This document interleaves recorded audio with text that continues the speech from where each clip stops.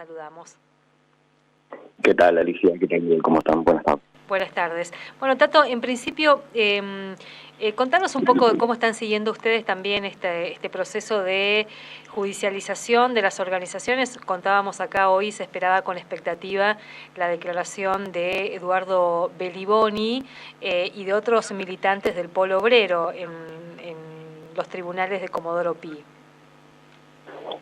Sí, en principio hoy tenían que declarar Eduardo Beliboni, chiquito, María Dotti, que es conocida como Tango, y Jeremías Cantero. Bueno, ellos hicieron sus declaraciones, por supuesto. Nosotros entendemos que todo esto es una operación política, pues no tiene ningún sustento judicial en ningún sentido, es todo muy artificialmente armado. Habíamos explicado en otra entrevista que todo se inicia ya por diciembre, cuando el gobierno entrante a nivel nacional impulsa un teléfono, un 0800, que no sé qué número tenía, no me acuerdo, pero donde la gente podía llamar y hacer denuncias contra las organizaciones sociales, piqueteras y sus dirigentes. Bueno, ahí, según la propia ministra Bullrich, hubo alrededor de 11.000 denuncias anónimas, ¿no es cierto?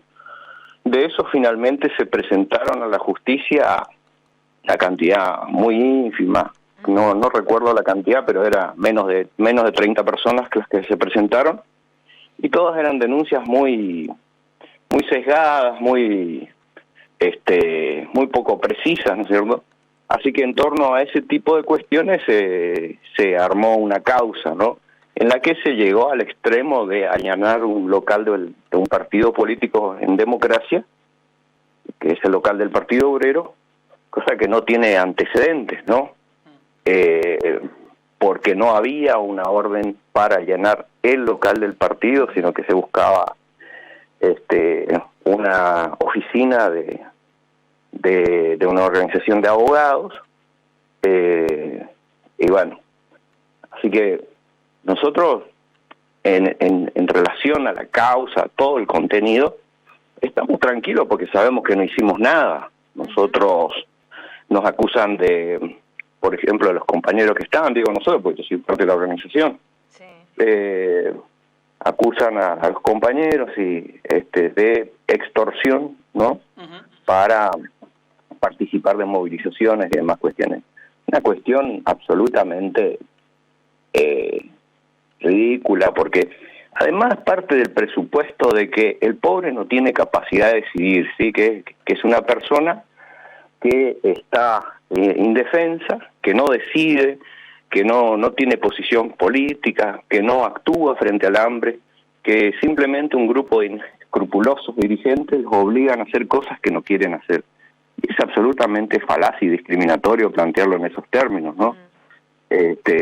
Cualquiera que conoce nuestra organización sabe que todo se resuelve en asambleas, se discuten los planes de lucha con mucha anticipación, cada uno participa voluntariamente, el que no quiere participar se retira de la organización, como ha pasado con mucha gente a través de estos años, ¿no? Hay gente que participó algunas veces, después no le gustó, se retiró y siguió con su vida. El que le gusta o le interesa o se siente parte, sigue, pero de ninguna manera podemos aceptar esa idea de que hubo extorsión para participar de actividades, porque también un poco se quería colocar eso en el conflicto docente, ¿no? Que un grupo de dirigentes inescrupulosos obligaba al resto de la docencia a seguir de paro porque simplemente estaban encaprichados. Siempre está esa cuestión de que cuando alguien lucha, descalificar la lucha, buscarle un ángulo para presentarlo como algo tenebroso, algo en lo que hay algo más, algo que no se ve, algo oscuro,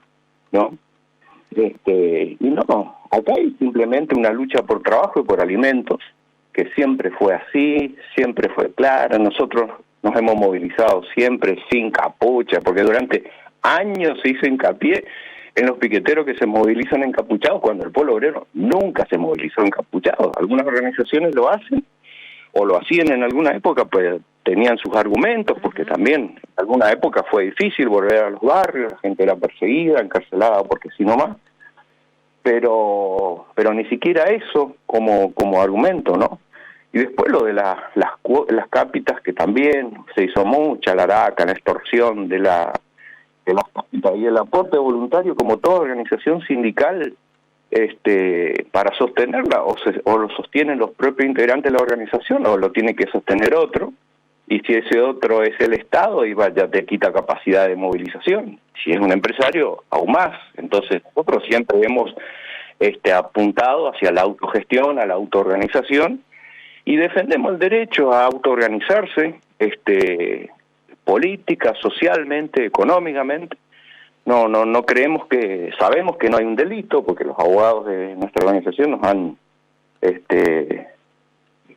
confirmado esta cuestión, de que no hay ningún delito en la cuestión del sostenerse voluntariamente, que es lo que pasa con cualquier club de barrio, pasa con infinidad de organizaciones barriales que se tienen que sostener a sí mismos, ¿no?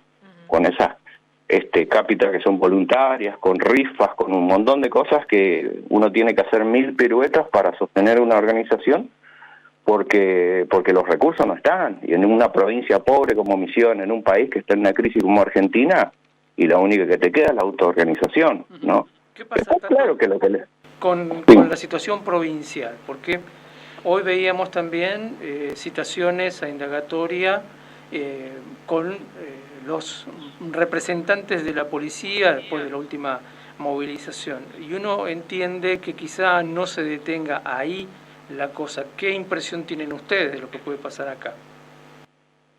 No, la sensación que uno tiene es que hay una avanzada intimidatoria a través de la criminalización de la protesta, que busca acallar a quienes levantamos nuestras voces.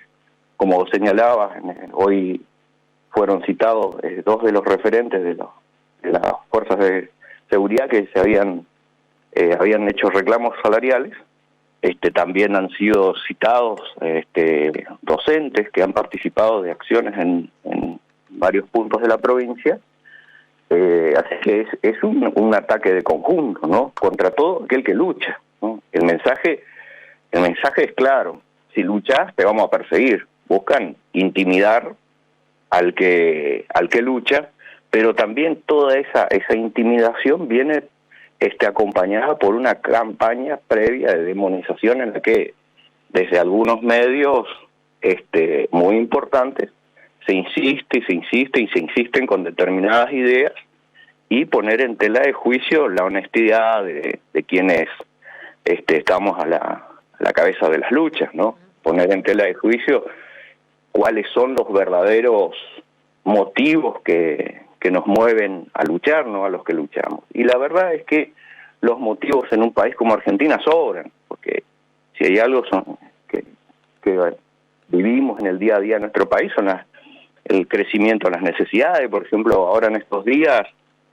salió un informe que indica que la pobreza, la desocupación, con Milei prácticamente se duplicó en estos 5 meses, ¿no? Es decir, pasó de 5.7 a 7.7, que es una enormidad para un país. 2 puntos parece nada, pero estamos hablando de alrededor de 300.000 personas que se quedaron sin su fuente de ingresos, y quizás más, porque eso a veces después hay que multiplicarlo por el grupo familiar, y estamos hablando de millones de personas que padecen esa situación, ¿no? Entonces, ¿cómo no luchar cuando vemos eso? Cuando vemos hambres en los barrios, cuando vemos salarios que se pulverizan día a día, y un gobierno que demuestra una absoluta insensibilidad, ¿no? Donde todo el tiempo se le están cayendo las mascaritas, ¿no? Por ejemplo, ahora con el caso de Logan en Corrientes, que, bueno, ahí se ven un poco también el efecto del desmantelamiento del Estado, ¿no? Porque si hay algo que financió el nuevo gobierno, es de toda la estructura que estaba a cargo del seguimiento de la trata de personas, ¿no? Entonces, también uno ve que están ocurriendo cosas constantemente como consecuencia de acciones políticas que ha tomado el gobierno nacional, ¿no?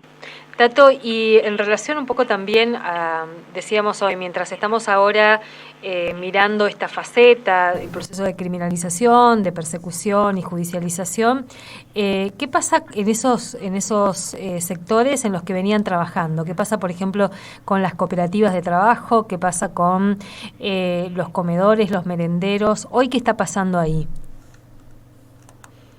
Mira, es compleja la situación. Nosotros estamos tratando de sostener a pulmón todo lo que tenemos organizado.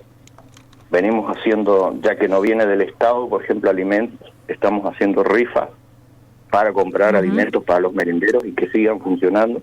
Justamente esta semana se hizo una, con la que se pudo hacer una compra interesante de alimentos para sostener los merenderos. Pero se está haciendo ese tipo de esfuerzos más allá de la política del Estado Nacional, y los compañeros y compañeras que trabajan en las cuadrillas siguen haciendo las contraprestaciones como venían realizando, porque hasta ahora no hay ninguna bajada de línea del gobierno nacional en el sentido de que cuál sería la nueva función de este nuevo programa, ¿no? No, al no haber ninguna orientación, nosotros preferimos que los compañeros sigan realizando las tareas que hacían, porque está el riesgo de que caiga el programa con la excusa de que no hacen nada, ¿no? Claro. Entonces justamente para evitar que esa situación sea una excusa, porque hemos visto que han recurrido a maniobras de lo más miserables, como por ejemplo esto de darle bajas programas a personas que supuestamente hicieron viajes internacionales cuando no son viajes internacionales, cruzar una calle, por ejemplo, La Quiaca y Villazón son dos ciudades que están una frente a la otra, y vos cruzás una calle y ya cruzaste el país. Y una persona que cruzó a Villazón lo consideran como que hizo un viaje al exterior, un viaje de placer, cuando fue a comprar, qué sé yo, harina capaz a Villazón, no sé, una cosa así. Lo mismo pasaba acá en Misiones. Ustedes saben que la gente cruza habitualmente al Paraguay.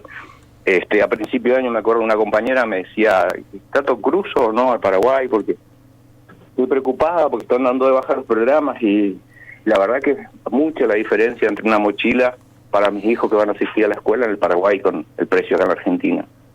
Así que imagínate cuál es la situación fíjense lo cruel que es todo esto, ¿no? De que personas que van a comprar porque realmente están al borde en sus necesidades, después le dan de baja el programa, ¿no? Es terrible.